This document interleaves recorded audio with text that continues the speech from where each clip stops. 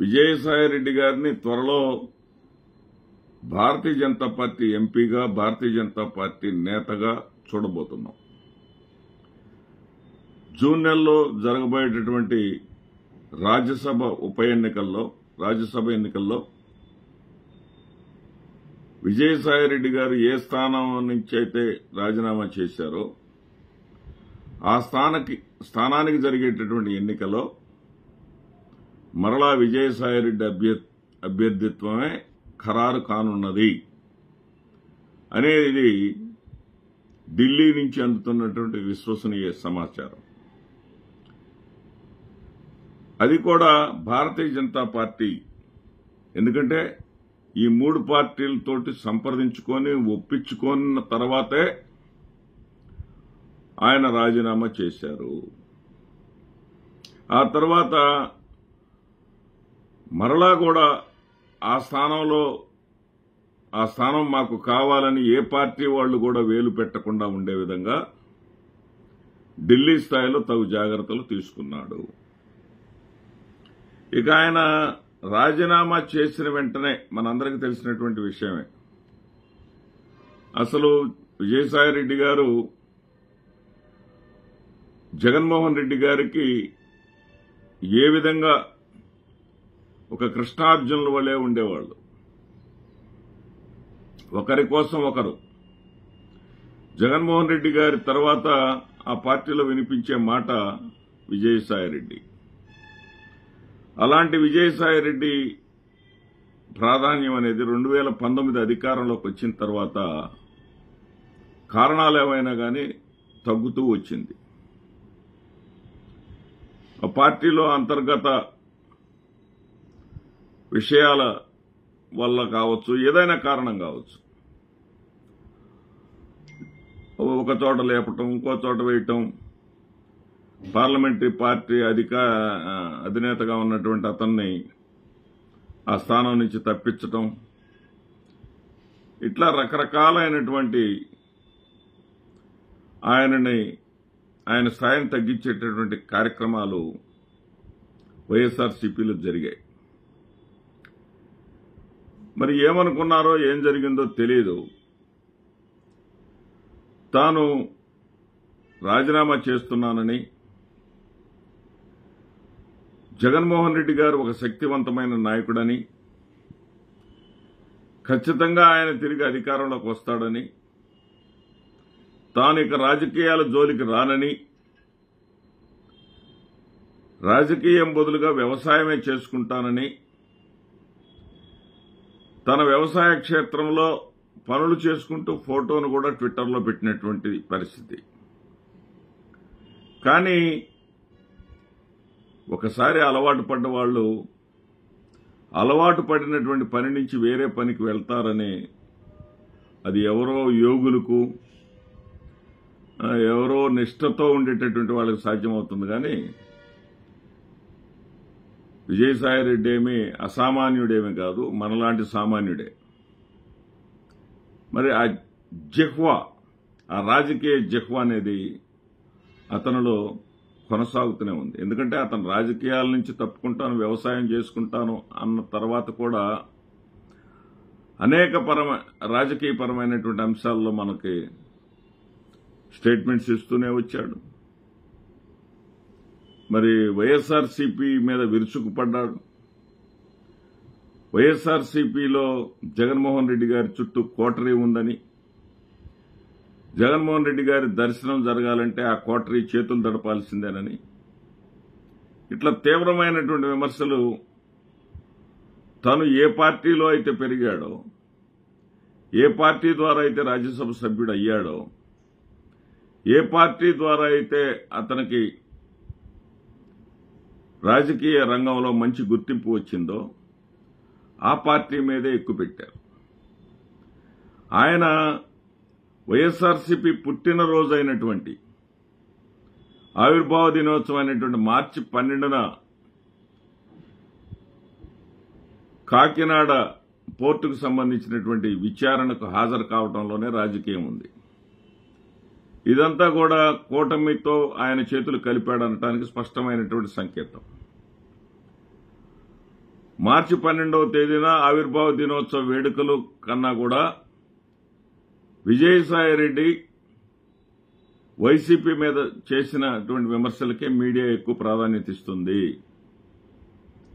YCP పని అయిపోయిందనేటటువంటి సంకేతాలు ఇవ్వటంలో కూడా కూటమికి విజయసాయిరెడ్డి ఉపయోగపడ్డాడు అని మనం చెప్పాలి.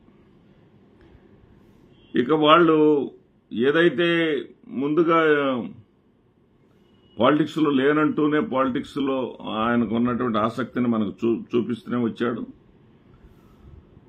అదేవిధంగా వాళ్ళ యొక్క ఒప్పందం ప్రకారం ఆయన నడుచుకుంటున్నాడు అనడానికి మన దగ్గర చాలా ఆధారాలు ఉన్నాయి. ఎవరి భవిష్యత్తు వాళ్ళది, రాజకీయ భవిష్యత్తు. ఇక్కడ విజయసాయిరెడ్డిని తప్పు పట్టడానికి మీరో నేనో మనం ఎవరో ఇక్కడ మనకేం అర్హత లేదు, హక్కు లేదు. ఎవరిష్టం వాళ్ళది. రాజకీయ పరిభాషలో చెప్పాలంటే రాజకీయాల్లో రాణించాలంటే, రాజకీయాల్లో కొనసాగాలంటే ఎవరికి ఏ దారి కరెక్ట్ అయితే ఆ దారి ఎంచుకుంటారు. ఆ దారి వాళ్ళు ఎంచుకున్న దారి అన్ని వేళలా సక్సెస్ కావాలని లేదు. ఒక్కోసారి ఫెయిల్ అవుతుంది, ఒక్కోసారి సక్సెస్ అవుతుంది. ఏమవుతుంది అనేది కాలమే చెప్తుంది. అయితే ఇక్కడ చంద్రబాబు నాయుడు గారి వ్యూహం మాత్రం గతంలో మనం చూసాం. జగన్మోహన్ రెడ్డి గారు కష్టపడి గెలిపించుకున్నటువంటి 67 మంది ఎమ్మెల్యేల్లో 23 మందిని కొనుగోలు చేసి వాళ్లలో 4 మంత్రి పదవులు ఇచ్చి వాళ్ల చేతనే జగన్మోహన్ రెడ్డి గారిని అసెంబ్లీలో తిట్టించారు.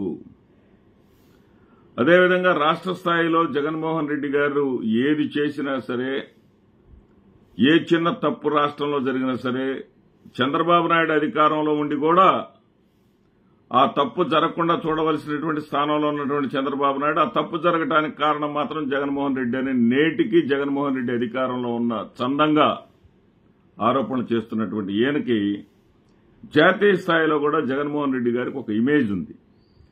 జాతీయ స్థాయిలో జగన్మోహన్ రెడ్డి గారు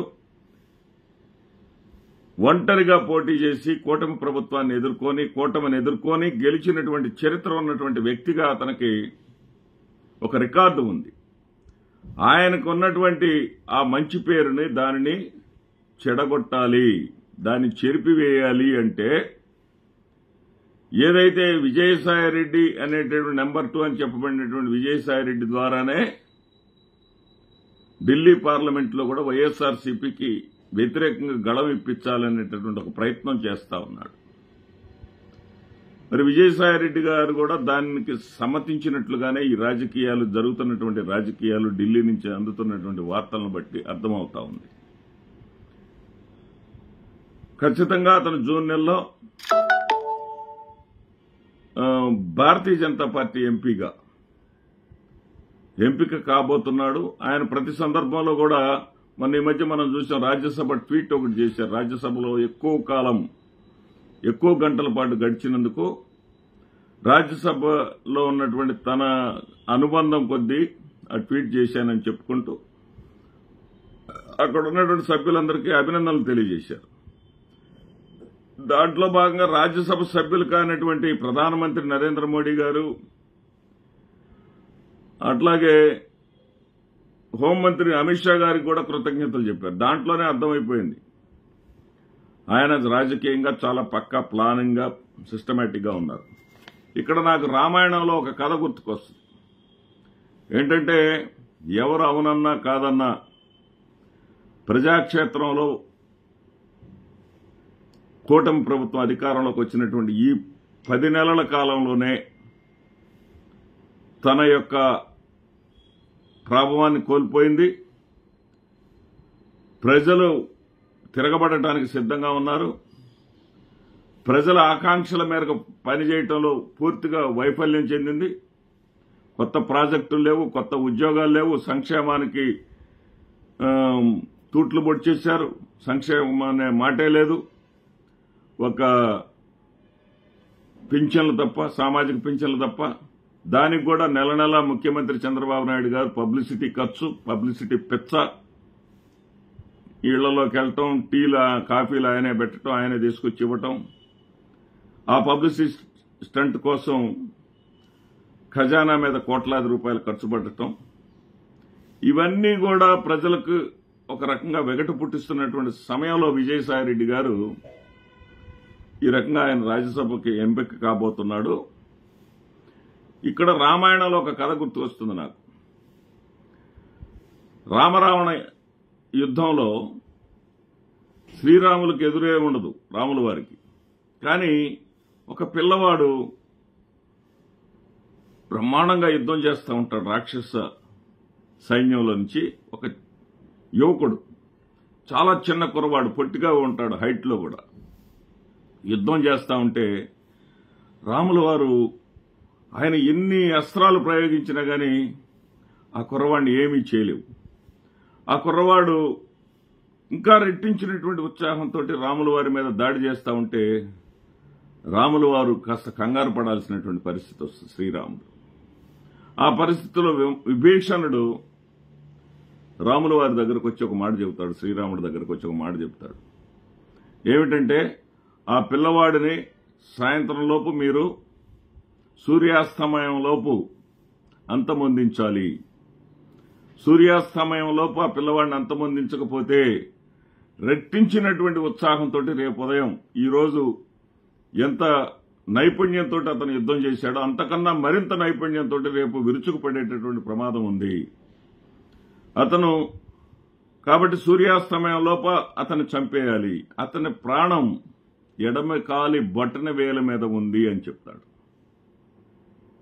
అప్పుడు శ్రీరాములు వారు గురి చూసి, ఆయన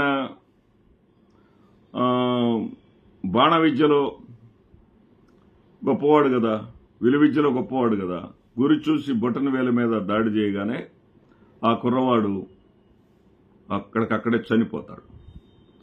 చనిపోయిన వెంటనే ఆ మరణ దృశ్యం చూసినటువంటి విభీషణుడు ఒక్కసారిగా కుప్పగొలి సొమ్మసిల్లి పడిపోతాడు.